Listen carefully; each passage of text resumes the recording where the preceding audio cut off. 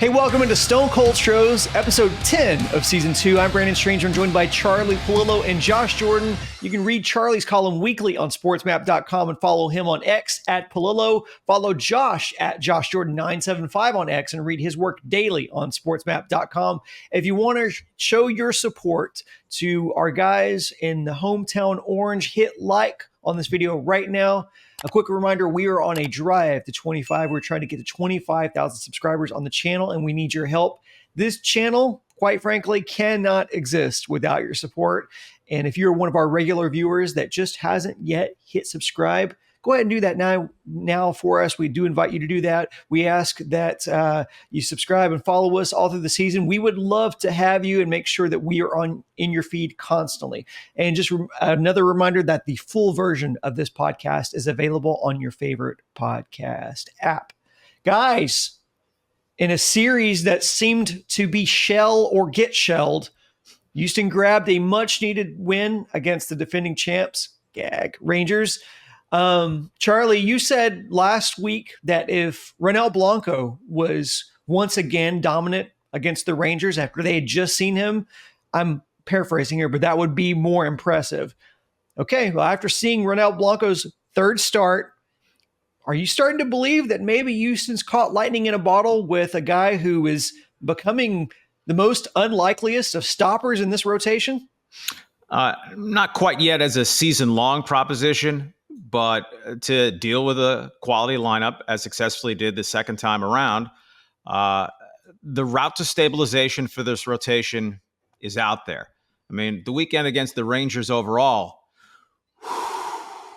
a panic-stricken fan base, at least that portion thereof, can exhale, right? 4-11 was gruesome.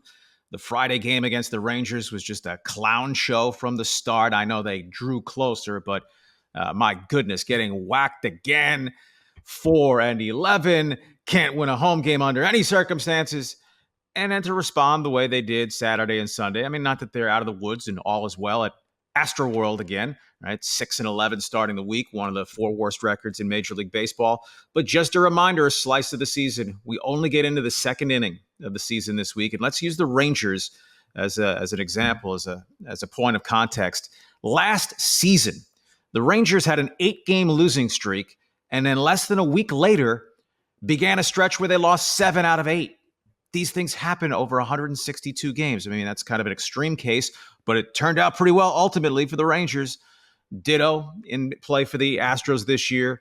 If they have a 4-11 stretch somewhere, July, August, subject to what happens between now and then, it'll be somewhere from ripping your hair out to but a 13, 15, 17 game stretch of the schedule, it's just a stretch of the schedule. This team still has very core talent in its everyday lineup. And speaking to that rotation, the revelation that is Blanco, if he even gives you to the All-Star break, I don't mean with an ERA under 1, but just as a good, steady starter, I find Christian Javier to be even more encouraging than Blanco to this point, because Blanco, there may be an element of flash in the pan to him, right? Let's see, relative to, say, JP France last year. But Javier, we know, can pitch at an elite level. It had been a while, but he's been terrific so far. So if you have him as a top of the rotation guy, Verlander presumably starting his season this weekend, cross your fingers on Fromber. The nucleus of a good rotation is there. And by the way, the American League West 2.5 weeks into the season is the worst in baseball. So even having been 6-11, the Astros up 4-3 on the Rangers, if you want to file away for tie-breaking procedures come the end of the regular season. 2.5 games out of first place when the Astros were 6-11 going into the Brave series. I mean, not all is well, but all was never lost. No, what a difference it makes when you have Blanco and Javier and you get some good starting pitching. Look what can happen. They're not out of the woods yet here. As I'm looking at the stats across the league, they're second to last in ERA. The Astros are right now 5.32. Only the Colorado Rockies are worse than them right now. So, but as Charlie alluded to, if you get Fromber back and you get Justin Verlander back and Blanco keeps doing what he's doing, it's incredible what they got out of JP France last year, and it looks like they've done it again with Blanco this year. How fortunate they are. Javier man, losing that weight, he looks like a different pitcher now. He really does. So I'm impressed. If they can just get the pitching to be consistent, I think they'll be in good shape because they're doing well with the bats. The bats are good. In OPS, they're really good this year. They're third currently right now. It's just when you get to runs, that's where it's been tricky for these guys. We've seen all the guys left in scoring position. Astros are, top 3 in OPS, but they're 13th in runs scored. So as the season plays out, hopefully that number will, kind of average out and the runs will start being at the top of the league, just like their OPS is. Yeah. Runners in scoring position, right? They were pretty lame the first couple of weeks. Saturday, 6 of 16 at bats with the runners in scoring position, 3 of 8 on Sunday. And Altuve wasn't worried about runners in scoring position. I'll just hit solo home runs. It's a good core ball club. It's an Astro-centric view on these things, which is fine and fun, right? It's stone cold Stros, not stone cold Major League Baseball at large, which would be a pretty wordy title for this thing. Yeah. But it's natural, especially for fans who are so tunnel visioned on the Astros. I'm not concerned with how things are relative to the rest of the league. And I don't want to hear about other teams' problems. Astros. It's not a great team anymore. It's not a great roster anymore, but it's a good team with a good roster. And so if you get Fromber, if he's all right, and that elbow is just a mere hiccup, and Verlander, not 2022 all-time great season level Verlander, just the good solid starter he was after coming back to the Astros last year. And then you have Blanco and Javier. Okay, the chicken little criers. Well, what about the fifth spot? Hunter Brown and Spencer Arrighetti and Brandon Bielak. I don't want him as an option. And that Blair guy. We can wait. Someone put together a list of the teams that have 5 above average starting pitchers. Even 4 above average starting pitchers. So where the Astros are within the realm of their division, within the realm of Major League Baseball, they're all right. They just had an extremely sucky first couple of weeks and change. Yeah. And I think to your point, the Astros are very fortunate right now that the Rangers are only a 500 club right now. And so you're not that far out of it, being in last place or wherever they might be. That's not really relative to where the Rangers are at in first place. It's not really that big of a hole to dig out of, thankfully for them. Charlie, you mentioned, Arrighetti, his debut was less than ideal. Hunter Brown's carrying a 16 ERA right now. The prospect of Arrighetti, Brown, and France as the projected rotation for a Brave series does not seem exciting, particularly. But we've seen what this team can do and still do when it gets solid starting pitching in that Rangers series. You've got Justin Verlander, who seems to be on the verge. He may be a week out. Framber Valdez, who, that is also kind of a conversation in and of itself. The fact that he didn't get any imaging, we can, get into that a little bit, but he says he's not going to require a rehab start. He's just going to, get back to it whenever that may be. That's surprising. But the point is, Charlie, is what ails this team just get fixed when Verlander and Fromber return? Fundamentally, hey, if 60% of their rotation for the majority of the season was to be Hunter Brown, Spencer Arrighetti, and JP France, then the goose probably would be cooked. So if Verlander breaks down or Father Time makes a serious move on him, and you know what? It wasn't about just ramping up belatedly for the season and some shaky defense at Corpus Christi. Verlander's just a lot more hittable now, and he's going to pitch to an ERA of 4.30 instead of 3.30, much less 2.30, much less 1.75. Then that's a real problem. Fromber, I think we're unanimous on this. Just very strange to not err on the side of caution when his pitching elbow is bothering him and takes him out of the rotation. Even the fact that it cost them Miguel Diaz, which wasn't calamitous, but Fromber's fine. We're not even going to put him on the injured list right away. Just weird. I don't know if living in denial in the short term, but maybe they become capital I, capital Fs, and maybe the answers to these questions are negative, and it becomes an anvil that pulls things down.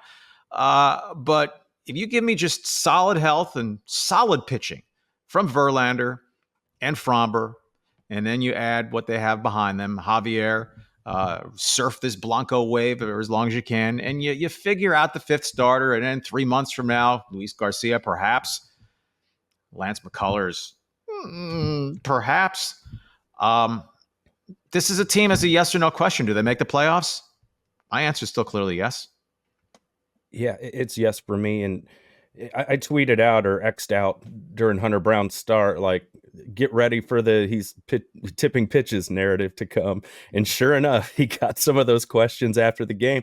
But as I tweeted out, it's hard to believe he's tipping pitches when his ERA was over 5 last year. It's not like it was so great and now it's so poor.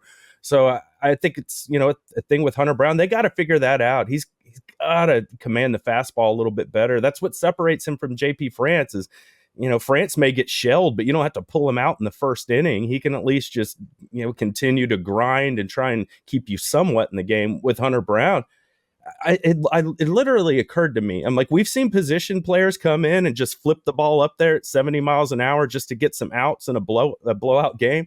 It really occurred to me. I'm like, why doesn't Hunter Brown just lob the ball up there and just eat some innings for the Astros? Like, you can't pitch any worse than you've been pitching trying to get guys out. Maybe just, batting practice, throw it up there and eat some innings for your bullpen. I just thought that was kind of funny. Speaking of father time, Jose Abreu, currently hitting 111 as we record this with an OPS of 313. And there really don't seem to be any signs of him pulling out of it, regardless of what Jeff Bagwell may campaign on a broadcast. Otherwise, his backup is John Singleton, who's hitting 250 right now. That's, better, but not good. Jake Myers currently hitting 229 right now. So this lineup has some holes in it. There is a talk, there's been some talk about Joey Loperfido being elevated from the minors, and maybe him, especially after his weekend of hitting 3 home runs in a single game. I think Dana Brown's tried to pour some cold water on that a little bit and just say like they want to see some more out of him.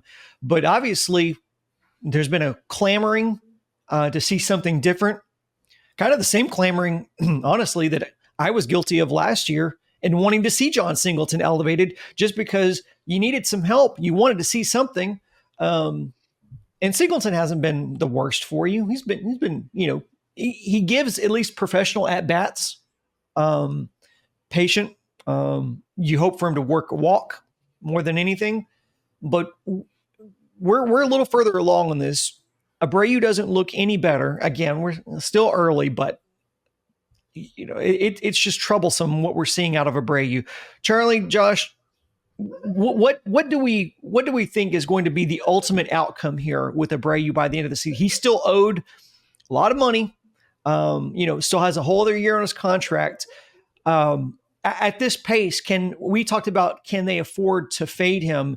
But I can't imagine fading includes a guy that's hitting under 200. Yeah, he's been so extremely bad. Did deliver an opposite field double with some thump, but even that was opposite field. I mean, he can't turn or has not been able to turn on anything, laid on all fastballs. His other hits are basically ground ball singles. You're hoping like last year, where into mid-May, Abreu's OPS was 515, I think was where he bottomed out. Well, that looks like Mount Everest from where he's looking, in the season's 3rd week this year, and he's a year older, and his back of his baseball card, that's a year older too. If he wasn't making the money that he was making, I think there's a good chance that he would have already been released or straight up benched. The fact that he's just a first baseman, DH, pinch hitter, right, limits the roles you can cast him in. He's either going to start or he's going to sit. But that John Singleton at 32 years old with a track record of not being able to hit major leagues. I mean, Saturday, both within the ballpark and all over the Astro fan landscape, 2 at bats with the bases loaded and nothing. It's a sinkhole. But the first baseman and Jake Myers, Okay, the sinkhole's the 8 and 9 spots now in the lineup. The Joe Espada didn't wait too long to drop Abreu from 5th opening day to 6th to 7th to 8th. I know many are waiting for 10th, as in not in that lineup at all. Well, he has benched him, right? In multiple games where, okay, it's John Singleton getting the starts. No, Victor Caratini's not going to become a full-time answer at first base. Props to him for a couple of significant hits, but just go look at the back of his baseball card. This is not a guy who's a plus hitter who says, okay, he can be a quality everyday first baseman or catcher if you want to try Yiner at first base. But I think Abreu, out of deference, out of the finances, the line to walk, if you're Jim Crane, if you're anyone, you don't want to just give up and like $25 million, $30 million more left on the contract, $35 million more on fire. And there's probably that little part of you that some team picks him up after he clears waivers. They pay him the minimum. And geez, if he contributes for them while you're paying him all this money. But you're doubling down on the damage. The money is the money, right? You're not going to get that back. But if it's continually a lesser option in your lineup than you otherwise have, when do you pull that plug? You don't pull it for John Singleton. Is there a number of at-bats for Joey Loperfido, right? Dana Brown on his weekly radio interview, well, we want to see him cut down on his strikeout some. Yeah, how about Abreu cutting down on his strikeouts some? How about Singleton career long cutting down on his strikeouts a lot? So, I think the clock ticks on this, but that Loperfido does have the very high strikeout numbers. But geez, 10 home runs the first 13 games. You live with strikeouts galore if you're going to get some punch out of the first base position. And he hasn't played a whole lot of first base, but 25 years old and athletic enough to play second base as well as center field, you'd think he'd adapt okay. And it's not like Abreu gives you gold glove work over there anyway. But I would think May 1st at the earliest for Loperfido to get a look. And, if you get Bregman back and he kind of starts his season after his illness, 1 through 7, you're pretty strong, and 8 and 9 are bad. Well, look at lineups all over Major League Baseball. I mean, within the American League West, the Seattle Mariners lineup basically stinks 1 through 9. I mean, Julio Rodriguez as an OPS in the 500s, if he's over 500 now, and gets picked off to end a game for a Mariner loss on Sunday. So again, there are Astro-level problems, and then there's the universe of Major League Baseball, and whose lineup is great 1 through 9? Whose lineup is better than the Astros 1 through 6? The Braves, the Dodgers, maybe the Rangers. The end. Yep. I'm going to give Espada credit for he's not running Abreu out there every single day. So I'm happy to see that. And, Singleton's been, well, compared to Abreu, he's been pretty good, especially for Singleton. But if you look at, Abreu, people are all getting excited. Oh, he got a couple hits the other day. I know he had the one double, but for the most part, people are getting all excited for seeing eye singles, going through the infield. It's pretty much over when you get to that point with a ball player. And right now, if he had enough at bats to qualify, he'd have the worst OPS in Major League Baseball. So, we're not out of the woods with him. But they're going to keep running him out there. And the thing with Loperfido, they said he'd be a nice, depth piece? Is that what he said? He'll be a nice utility piece for us, is what Dana Brown said about Loperfido. So I wouldn't get too excited that they're automatically going to play him a bunch. But he's a young player. You need him playing a lot, not just sitting on the bench and only getting a couple at bats a week. So it'll be interesting to see what they do with him. But yeah, with Abreu, they're just going to suck it up and keep starting him. And like Charlie said, they'll just bury him at the bottom of the batting order. It's still a good offense. And they're just going to hope that he figures it out. That I don't know if there's much else they can do. They're not going to DFA him. Abreu, all right, work with me on this. He feels like a pack of cigarettes in the Astros lineup. You bought a carton, the crazy money, I guess those go for these days, and it finally hits you hard enough that these are terrible for me. But I just can't quit cold turkey, right? The money I poured into it, and they used to be good, or for me, or I liked them at least. So I don't know. Singleton's one of those patches, and maybe Loperfido is the true solution waiting to happen. I mean, maybe not. It's not like he's considered an elite prospect, but at some point you get to where anything other than just sparking up the smoke. So would that make Loperfido Nicorette in that analogy? I said work with me. I have to work with you. Yeah. Well, look, we're also, I guess with, like you said, with Bregman returning from illness, hopefully that will prevent us from ever having to see Abreu and Singleton back to back in a lineup. But through all this, we really kind of covered up the lead here. Or, I mean, and I guess, I heard John and Lance kind of saying this too. We just got to take Jose Altuve for granted. The guy's hitting 380 right now, and his OPS is just under 1200, and we just kind of expect it. Like Charlie talked about just being Astros problems. You've got a guy, Ronel Blanco, comes out of nowhere, who's pitching like he's stolen Justin Verlander's chi, and Jose Altuve is hitting like old school Reggie Jackson right now. And so we haven't even talked about it, but again, that just I think shows kind of how spoiled we are.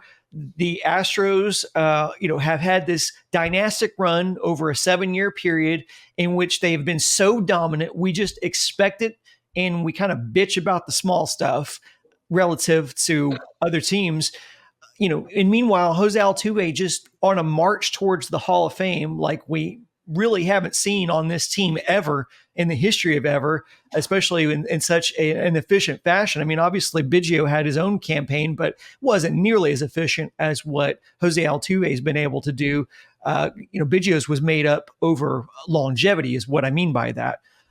So just amazing stuff that we're not even really getting to because of just all the other things, the moving parts and what the expectations of this team are, but really some good things to be encouraged about, almost maddening in some aspects because they're wasting such a good start from Jose Altuve, who can be streaky. And right now he's on a heater. And so good for him for being able to start off like this. Literally the greatest Astro ever. I don't want to hear an argument. He's the greatest Astro ever. He is slander proof in my book. That's going to be it for part 1 of Stone Cold Stros. To listen to the full show, it's up right now at your favorite podcast app. And to watch the rest of our conversation here on YouTube, just check back a little later. We'll have the rest of that conversation posted. And as always, go Stros.